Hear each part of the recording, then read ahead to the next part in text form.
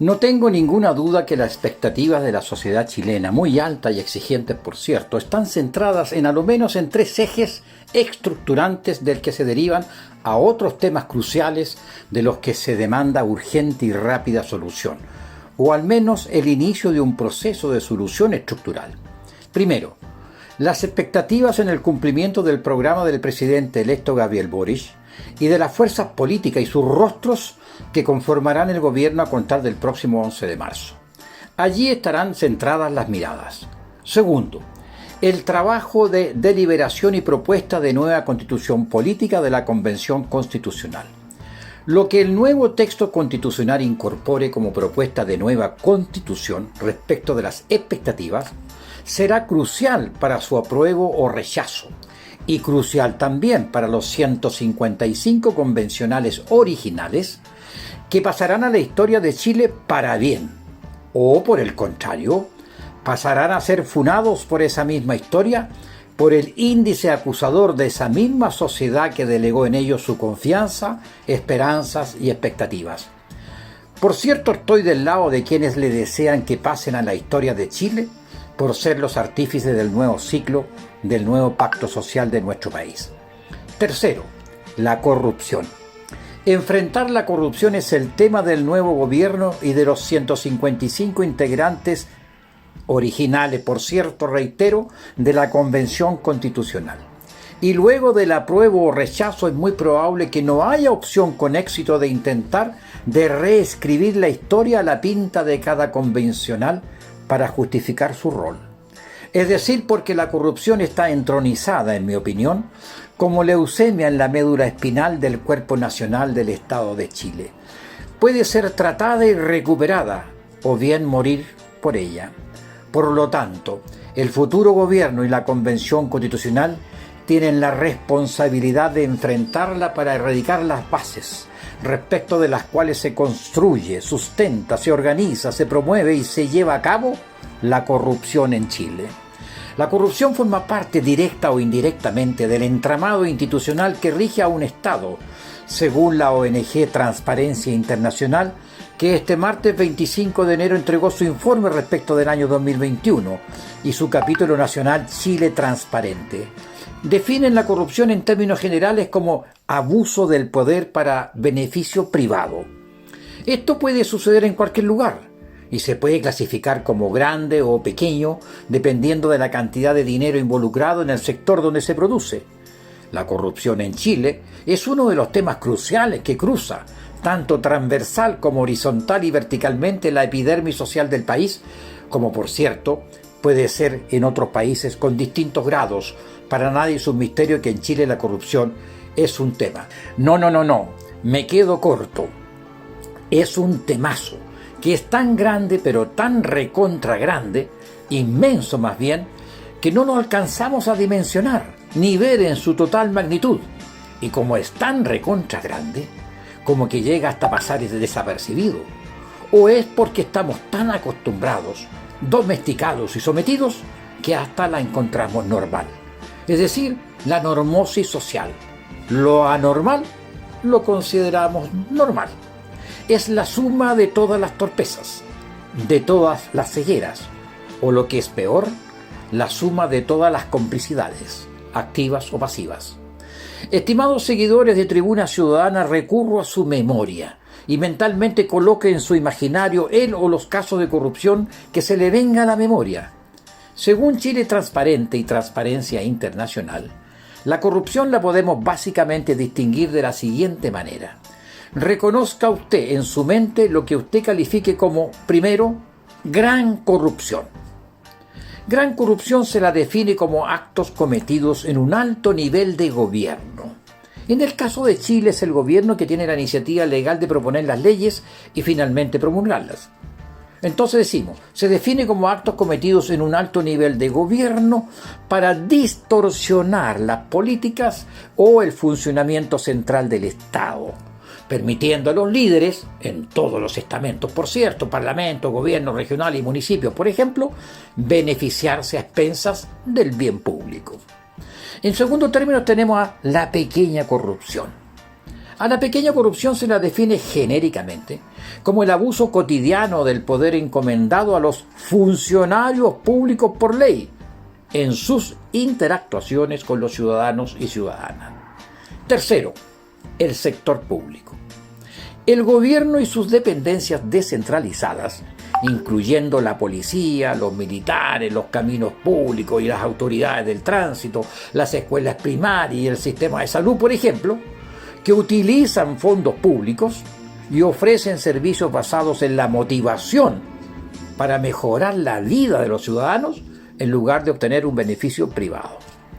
A partir de estas definiciones, es decir, gran corrupción, pequeña corrupción y sector público, a partir de estas definiciones, un retrato de la corrupción en el sector público comienza a emerger.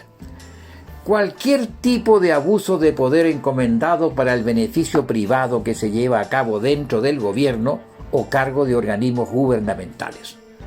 Todos ellos que han sido confiados con el poder, ministros, subsecretarios, es decir, todos los funcionarios públicos, por ejemplo, pueden beneficiarse de varias maneras.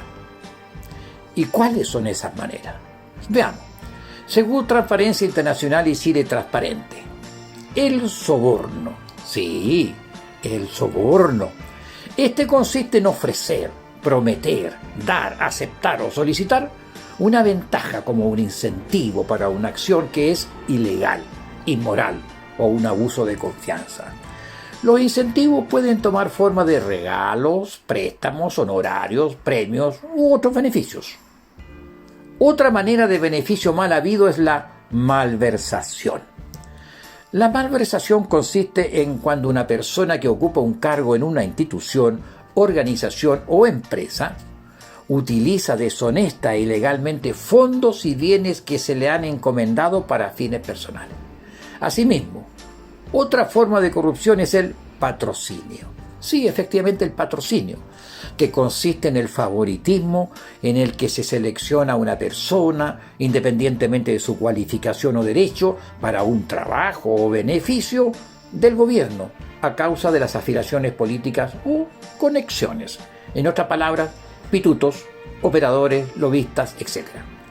También aparecen las formas de corrupción en el sector público, el nepotismo, que consiste en el favoritismo basado en las relaciones familiares y de conocidos por el que alguien en una posición oficial usa su poder y autoridad para proveer un puesto de trabajo o un favor a un familiar o amigo, a pesar de que él o ella puede no ser calificado.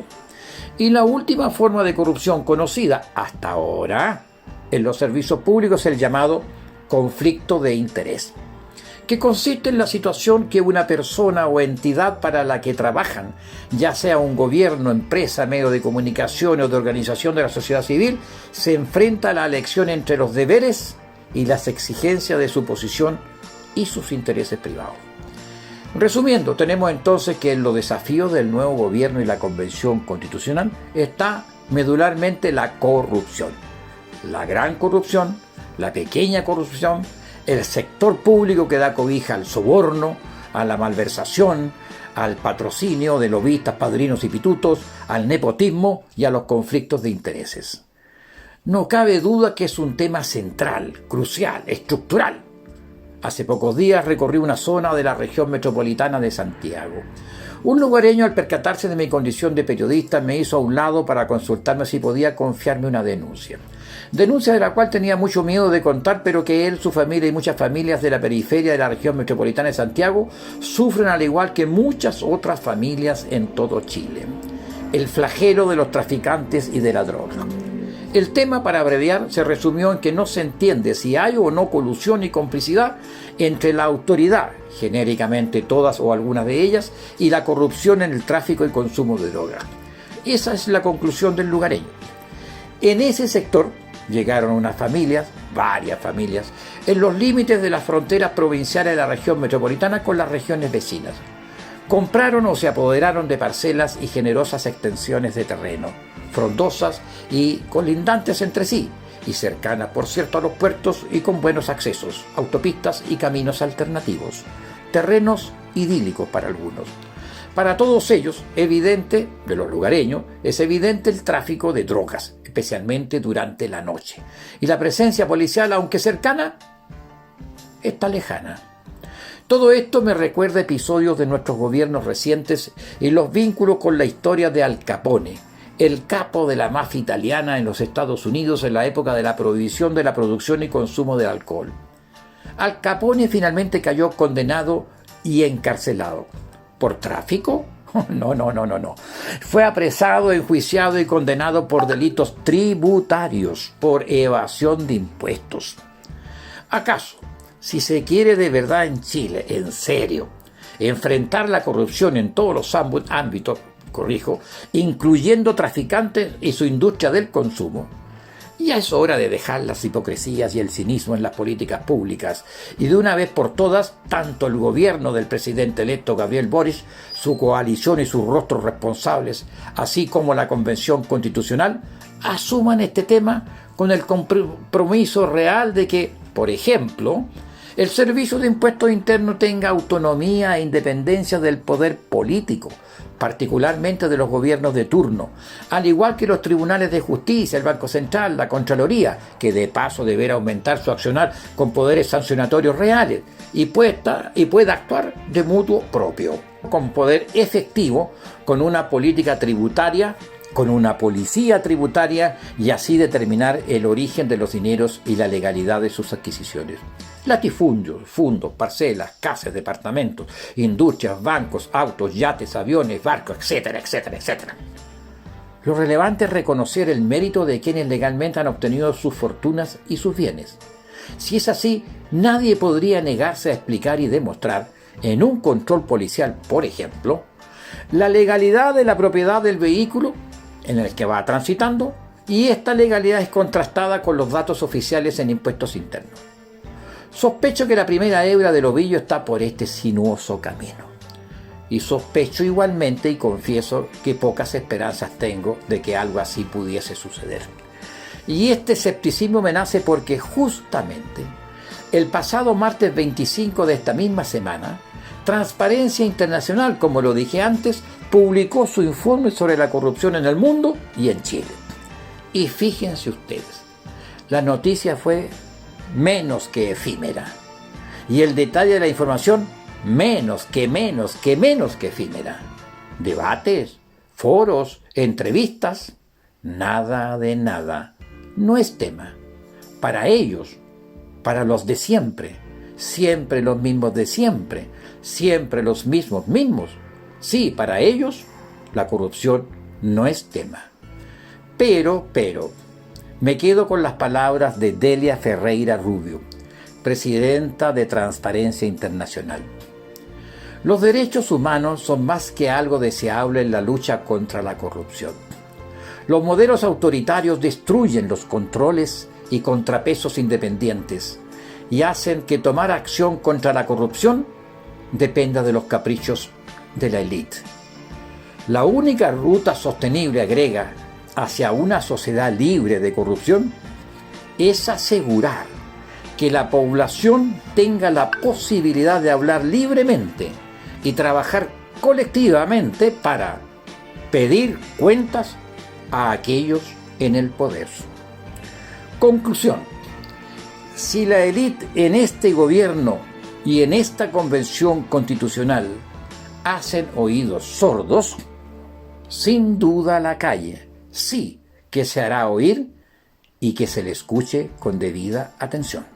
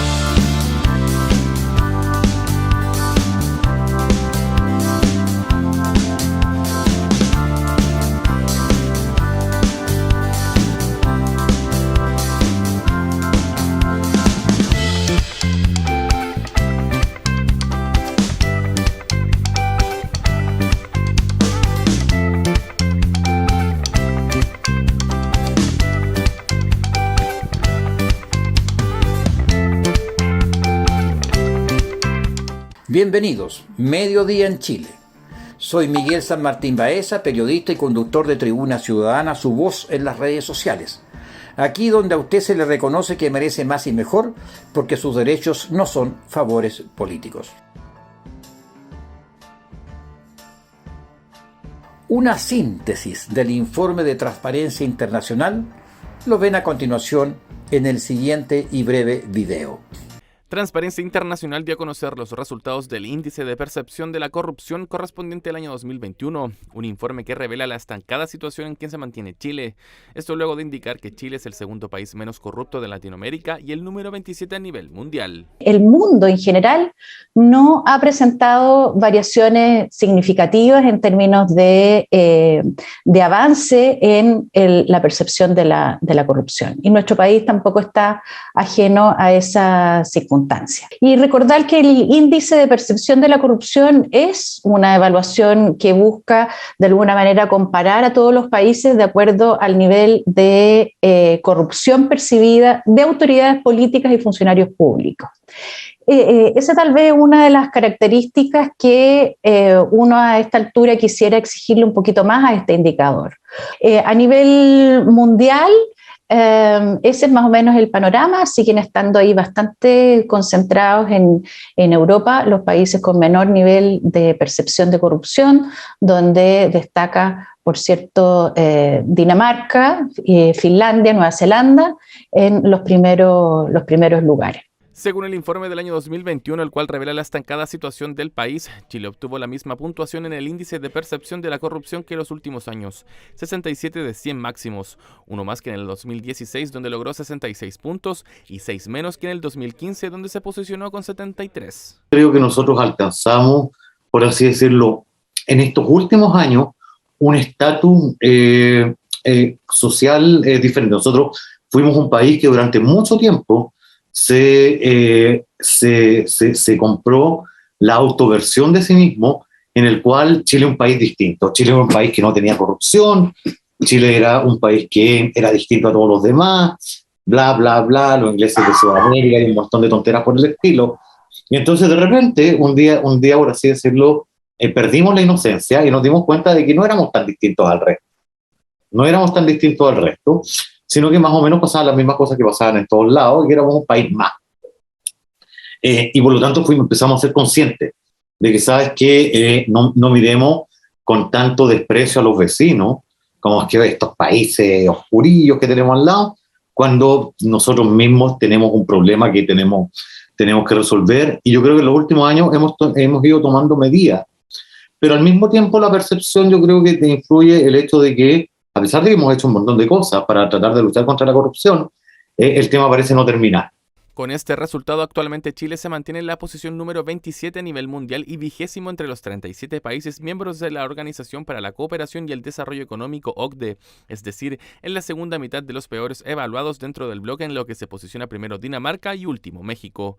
A nivel latinoamericano, el país continúa el segundo lugar del ranking que lidera Uruguay con 73 puntos y que posiciona a Honduras, Nicaragua y Venezuela como las naciones con el mayor índice de corrupción. Esta fue su Tribuna Ciudadana semanal. Hacemos una pausa y nos volvemos a encontrar el próximo sábado 5 de marzo. Hasta entonces.